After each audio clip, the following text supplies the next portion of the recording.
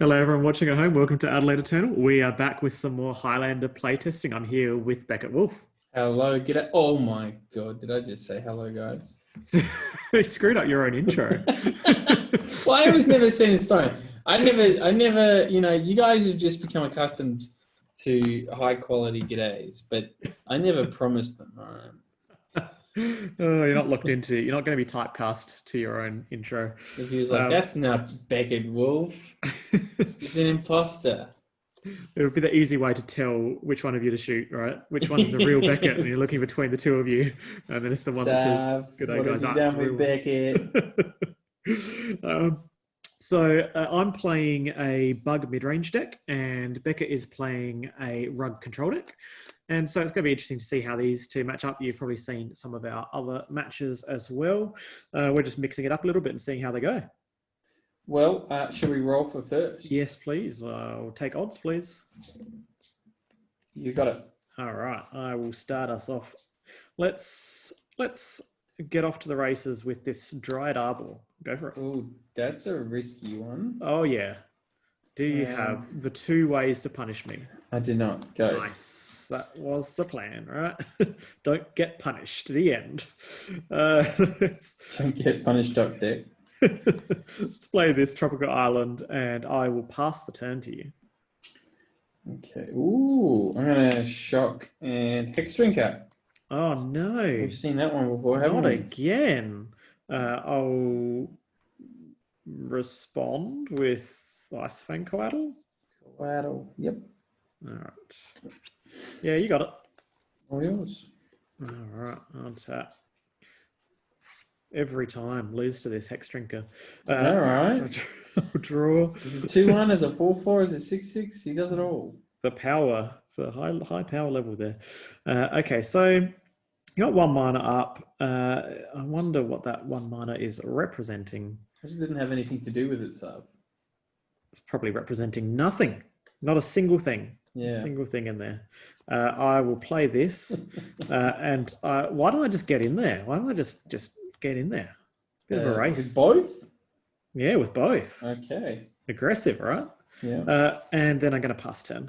All right. I don't know what to do, Sarv. What to do.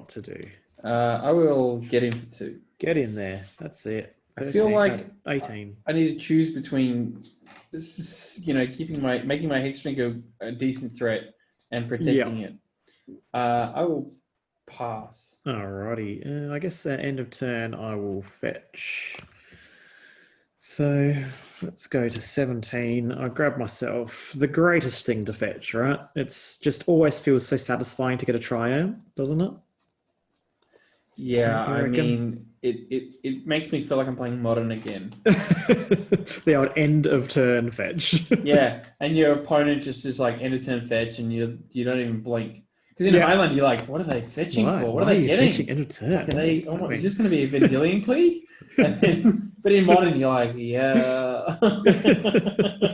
It's like playing Snake on your phone. There is no Snake. I just saw the Coatl and I saw Snake. The Snake, yeah. That makes sense. Angry Birds on your phone. I don't know. Angry Birds. Oh, that's great. That is great. I'm going to play this Misty Rainforest. I'm going to get in there.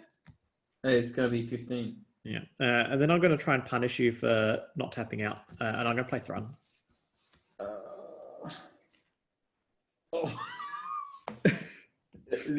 Grotesque. That so good, right? That is grotesque. So good. Big fan of main decking Thrun in this format, based on the way that the metagame pans out. That makes me a bit ill. That is not on. And then I'm going to ship the turn over to you. I'm actually going to fetch a different land. I think this one's just better. Fetch a basic swamp of this. 4, 5, 6. No, I don't think I did. Okay. Oh, it's a good one. It's a good one. Uro. Oh, that is it good enough? No days? Yeah, no days. Okay, so I go up to 17. And then God, am I just going to keep this goddamn spell pierce up? I feel like you know. I think I read the spell pierce earlier, and Yeah. I had a non-creature spell to play, and I'm like, if you have spell pierce, I get so punished and go so far behind, and so I'm like, I don't think I'm going to play that. I actually am going to shock though, but I'm going to level. Okay. And I'll pass. It's sort of, I don't know, forces you to keep up 2. Not Yeah. really, because I guess you can swing first anyway. But That's it. Swing first. All right. Swing first, ask questions later. That's what they say. yeah. Right? I'll draw. Okay. So this is very interesting. So I get to get in there. Like, you're not trading with any of these. So I'm going to get to do 6 damage to you, right? That's just a given. you're on... if you want. If I want. You're on 15, is that right? Yeah. Okay, 15 you say. 15 you say. And if I can play around days, I may as well play around days. So that seems reasonable. All right, well, why don't we just play this? Yeah, okay.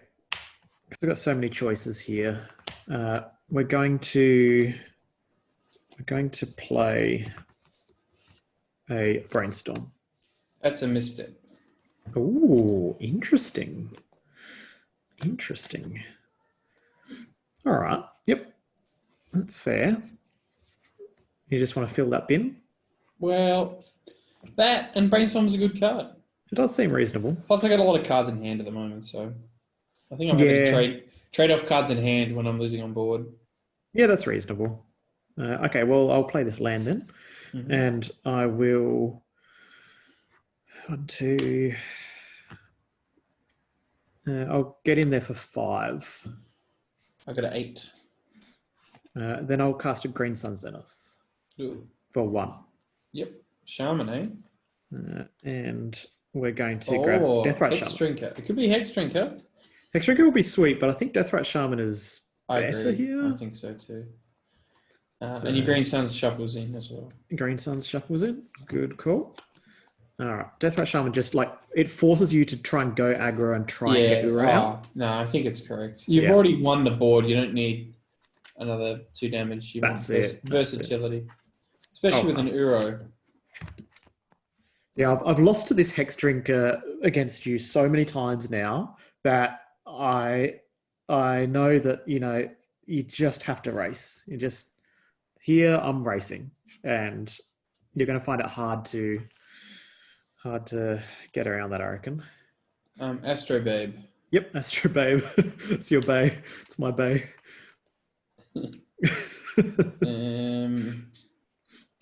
I don't want to lose. No, I want to eat Uro. I don't want you to eat Uro. I don't want you to eat Uro. You know what's really good? Casting Green Sun Zenith to get Uro and then also escaping it.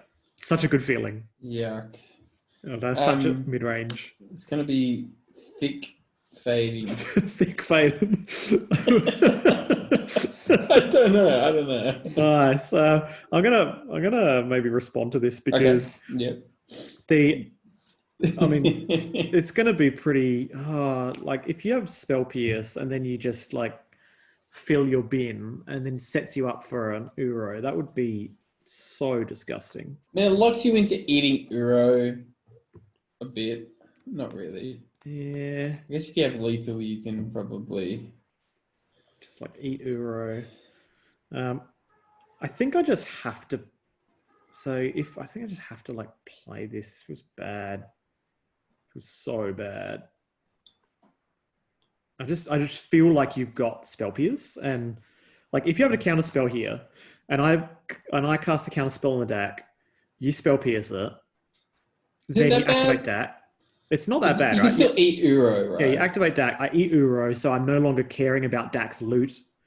I can attack through Hex Drinker because it's still, and you have played a land, right? I have, yeah. So I can definitely attack through Hex Drinker. You're on 8 life, so I could ignore Uro and I could drain you for 2, force you to chump this, Like 4, 5, 6, 7. No, don't force you to chump it.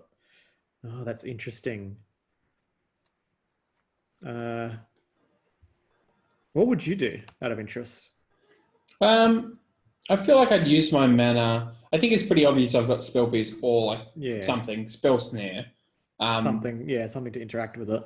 But I think I would use my mana to pressure, because if you use your mana, at least then I'm spell piercing on my turn, tapped out. Yeah, not on my turn. Regardless, it sets you up for a really important turn. I mean, everybody feels like all turns are important, but like your next turn is like really important. My next turn is pretty damn important. It's crazy important. So more important than your last turn, that's for sure. Yeah, I think you're right. Just like be efficient here. So would you like to spell pierce this mana drain? I will actually veil it. Veil? Okay, sure. Same difference here. Pretty much. And then DAC resolves. Yep. And it's going to get rid of this pain land because I think the maths doesn't help. That's fair. And this Manalik. That's fair as well. And it's yours. Do I want this? I think there's a... Oh, no, I do want this. Yep, okay. Haven't lived until you've gone 3 mana, untap 3 mana, put Lutri into hand, DAC fading it away. Yeah. Oh, that's like, you're not living life until you get to do that. Oh, so good. Okay, so like I'm priced into eating Uro here. That's definitely happening. So that means I get to attack with everything. And you're on 8. So if I attack you're gonna like if I attack you have to block. That's the best part. So this means that I kill Hex Drinker rather than killing Dark Faden. So I send all of them at you and force you to block. It's a shame. I'll block the Dryad Arbor actually. Yep. It's a shame because I think Hex Drinker is one of my only ways to beat Thrun. Yeah, that's interesting. And so this way you take 5, you go to 3. Yep. I will play, I will eat Uro now. So I gain 2 life, or I eat from your bin, I gain 2 life. Yeah, you can have your Uro. Eat my Uro. I gain 2, I tap this to do it. And then I will play a Birds of Paradise and I will pass turn. Okay. Mainly because I know that you don't have like a main deck, way to just punish all of my little dorks here. Let's go Snack Craden. Yep. Oh, it's pretty good. Oh no, what is it? It's pretty good. Acol, Electrolyze. It's got to be some way to deal with this. I discard Cleek. Nice. And I think I discard Counterspell. Yeah, I don't think you're winning by countering anything. That's for sure. You got to deal with the board. I'm going to do this now. It's Electrolyze on your... Yeah, it feels pretty good, right? Coatl Birds feels pretty good. Like, that feels efficient. It feels efficient, but I don't think it's right. I actually think that Shaman is the better card here. So I'm going to hit the Shaman. Yep. I'm going to draw. And I'm going to play this now. It's Coatl. Yeah, Coatl's good. I mean, like, do you have Death Touch yet? Yes, you do, because you got this Astrolabe. Yep. So I have to regenerate this. That's what you're basically saying? Yeah. And you're on 3 life? I am. Yeah, go for it. I'll pass. Okay. All right, untap and draw. Okay, so I can't attack into your Death Toucher anymore, so I have to attack with this. Well, you can. It just costs you 2 mana. Yeah, I'd rather not pay the 2 mana, I think. I'm gonna cast Titania. Yep. And I think I'll return fetch land. All right. Second fetch. And then I will attack you with Ice Fang Coatl. I'll go to 2. All right. I'll crack fetch as well and make a token. Yep.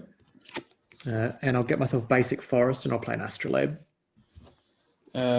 Struth. That resolves. Alrighty. I'll draw a card. And then you have to have something really good. I do. Draw a card. Right. Do you have something really good? I've got something good. It's not. I don't think it's enough, but it's pretty damn good. I think I still lose. Do you know what? I had Spell Pierce in my opening hand. Oh, you did? I played around that. Yeah. No tomorrow. even when I did the Veil, I still had the Spell Pierce. And I think I needed you that turn you tapped out for Titania. I needed that to be, like you tap out for, I don't know, like a green. Yeah, like a green sun zenith, and you spell pierce it, and then I can maybe get ahead. And then you have enough time to get Dak Faden to emblem, and then you can like snap electrolyze these or something. Let's ponder. Actually, do I need to do maths? I might need to do maths. Hang on. Oh yeah. So.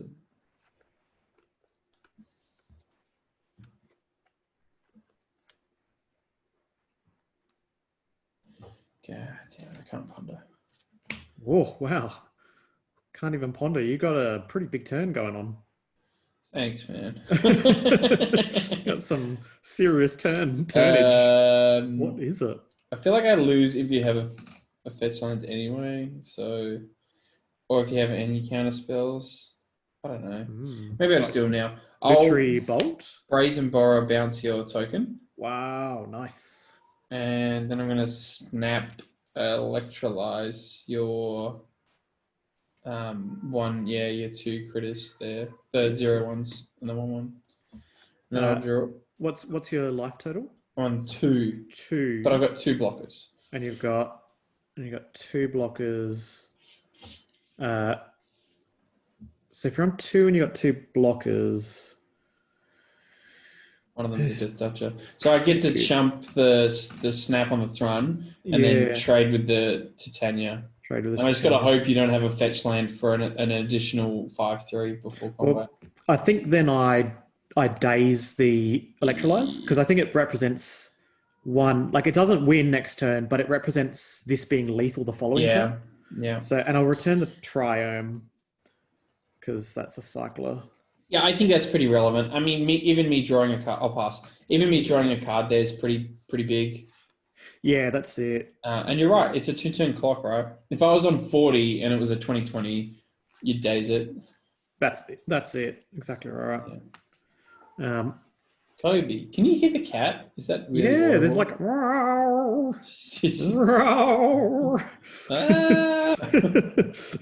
screaming away.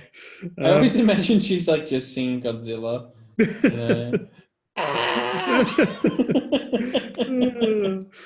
you have any creatures in your graveyard? Cleek and Hex Drinker. All right. So, I mean, that's the generic Scavenging Ooze check, right? Like, I've obviously got Scavenging Ooze when I ask this question. So, or it's a bluff. Or it's an elaborate bluff. So, I think regardless, it's an attack first. I think, because, like, unless I cycle this and I get a fetch land, that'd be amazing. But I'd have to be a real wizard to do that. And I don't think I'm that much of a wizard. In graveyard from anywhere? No, I did have to read that. That would have been so good. So good. Sadly, that is not the case. So I attack with all of them. Yep. You? So it's going to be, snap or jump. I guess you can actually Ice Fang. I mean, I think you can actually DAC and gain control of things. It's true. So I think I actually have to send the Ice Fang at DAC for 1. Okay, yeah. Which does change your block. The days was still correct. Yeah. I'm still gonna have to block the same way. Yeah. So the death touch is on Titania. Okay. Yep. So then I don't have to regen Thrun. So this dies. Dak takes 1. All right, and then I deploy this Scooze. Okay. And I eat a bunch of your creatures. I've got 4 in there now. All right. Well, let's eat 2 of them. Yeah. I'll take. I'll leave myself with Cleek. That seems reasonable. Okay. This way I can just get it out of bolt range, and I gain 2 life, and then I pass turn. I think the one way that you get back in this game is Dak Emblem, and so I have to deny that. Yeah, I've been really impressed with Scoos, actually. Scoos does so much work, doesn't it? It's crazy. Let's snack. Yep. This is surely going to like find relevant cards, but the fact that you can't emblem is just like the main reason, the main thing. Spell snack. Yep. I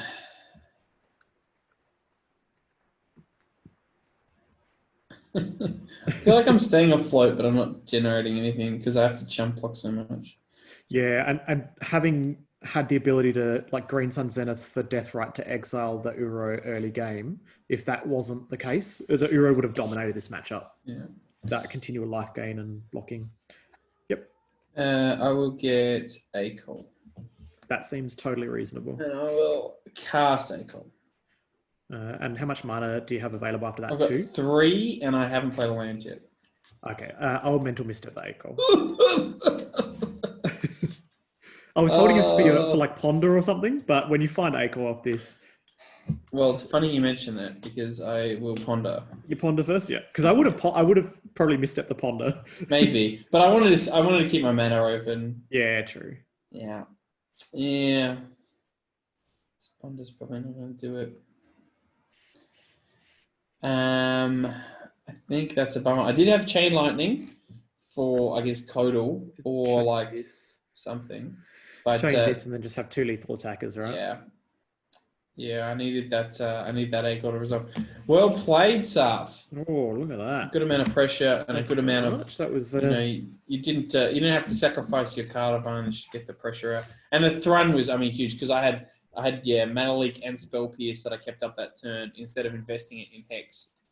Yeah, and like I was like, well, look, I'm happy to just keep Hex as a 2/1 because I find that that's like what we're saying. There's a lot of posturing over the Hex Drinker and people are scared of it. Yes. But then you fight, like people fight over it and they invest a lot of resources and you're like, all right, I lost a 1 mana 2/1. Yes. And then exactly. You just, like that, you can change it from why did you fight over this Savannah Lions to I can't believe you didn't bolt the Hex Drinker when you had a chance. Like it's so divisive. Yeah, absolutely. Absolutely. Yeah, right. The Thrun was a huge tech, man. Yeah, I think Thrun in the main, because Bug and Rug don't have any other good 4-drops. Well, we don't have Siege Rhino, we don't have Restoration Angel. So basically, my 2 4-drops are pretty much always in both of those versions are always Questing Beast and Thrun. Yeah, and you can always just Green Sun Zenith for it, like. Every time you're just able to Green Suns up the right one, and they just do work. Yeah, I'm trying out Merrin of Clan Nordoth or something like that. Oh, yeah, the one that gives you experience counters and Raj is really high on it, but I think it's really good and playable. But it's just competing with, the blowout factor from both Thrun and Questing Beast is just so high. There's so many 4-drops that are just like. Generate a little bit of card advantage, and if it gets out of hand, like maybe a bit of tempo as well. But like Thrun can just win a game by itself, as can a timely Questing Beast, and I think it's just worth having those. They're always good, even when they don't just flat win a game like Thrun did there. They're still decent, and I just think that upside is so huge. And that's it. Like in this game, Thrun could have been a 4 mana 4/4, just a Baloth, just a Ravenous Baloth, and it would have won the game as well. So just it was really interesting to see how the combination of pressure. Like I finished the game with Zagoth Triome in hand, right? But you had cards in hand, you had Dak Faden, like you were able to generate advantage and sculpt your hand, but I just had pressure, right? So, really interesting. Well, just the tempo of the gotcha factor. Where I kept up mana on that key turn. Yeah, and I'm like, okay, well, this will be the turn I play Thrun. Yeah. Whereas the turns when you tap out, I'll play something else, right? So, nice. Well, thanks for watching, everyone. We'll come back with some more sweet, sweet Highlander magic for you. Thanks, guys.